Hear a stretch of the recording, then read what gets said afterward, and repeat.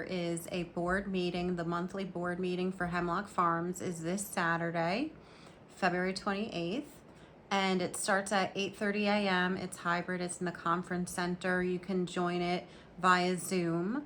And what I've mentioned in some of my prior videos is that it's all business throughout the morning until 11 a.m. and that's when members' time starts. And it's important for members to try to attend members' time when you can. If you want to have your voice heard in this community, if you want to understand more about the community, I do attend the entire meeting. I like to watch and know what's going on with the business of HFCA, and basically they go over the manager's report, and our community manager Sean Nordley updates the board on everything that's gone on in the community over the last month, and then all of the committees come forward and update the board on committee actions and committee motions, and then the board directors will vote on any motions that are made.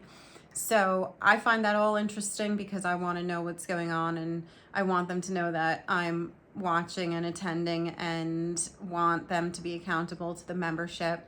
But I think that the most critical part of the meeting is 11 o'clock for members' time, because that's when you will see how the directors really feel about the community and the members by way of how they talk and how they listen and how they communicate and show respect.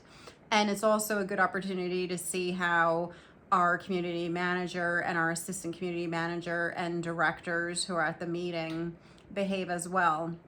I've mentioned in some of my prior videos, if you have not seen them, that our assistant community manager, he likes to censor, in my opinion, the members with control over muting and unmuting and disabling the chat feature and emoji features. And it's like he wields a little bit too much control for my liking.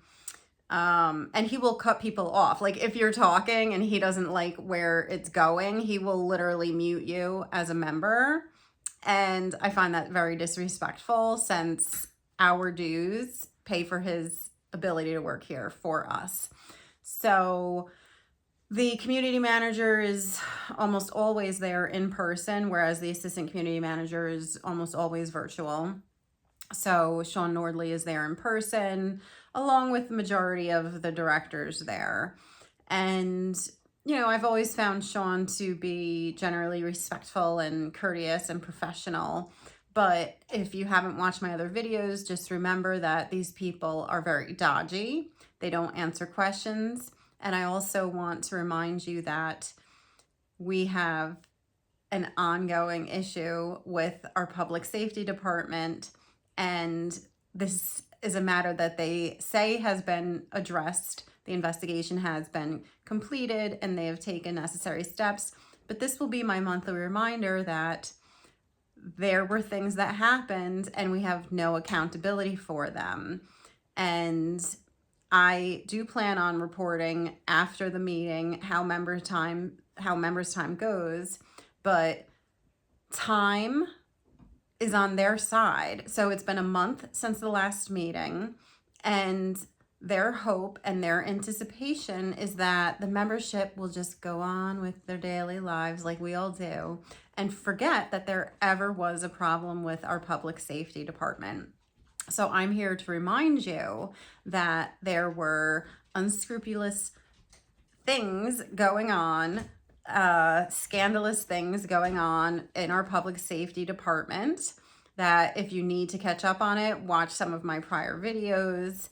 And those events were investigated by HFCA's attorney, the HR attorney, and both those attorneys made recommendations to the board, which caused the two directors who wanted the investigation to happen and wanted, my understanding, to fire our community manager and other people on staff in public safety department.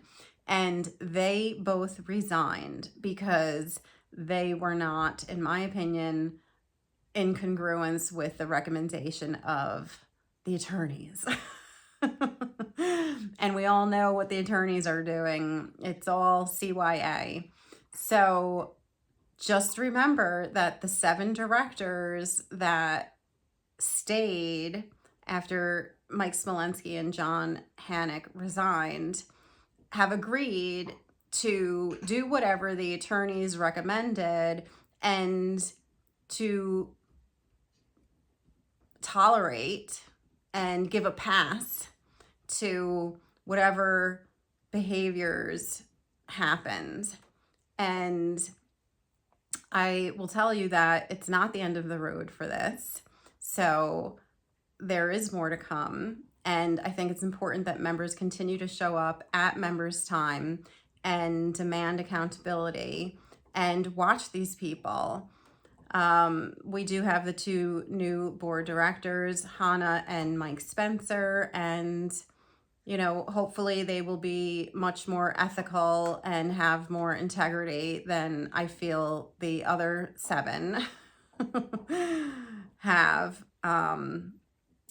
But I will not forget, and I want to remind everyone that things happened that were not acceptable, and they have been tolerated and gotten the stamp of approval from the other 7 directors apparently, and we have had no more information.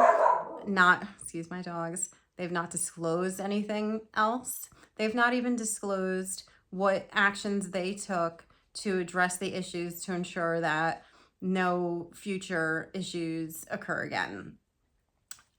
I'm aware of what happened. You might not be aware of what happened.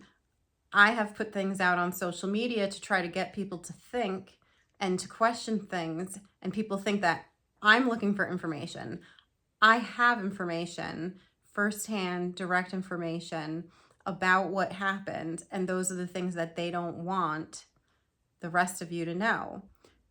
Now, when I have been having conversations with other members, a lot of other members heard things around the community, and I was shocked, to be honest, very shocked that so many other people had heard whispers of these things going on and kept quiet about it. I, for one, cannot keep quiet about disgusting and despicable things that happen in our community. So I am not going to let people forget it, and I'm not going to let people forget that 2 board directors resigned who were very supportive of public safety, and I'm thinking they were very disturbed by what happened. So let's not forget, and I hope to see more of you at members' time on Saturday at 11 a.m.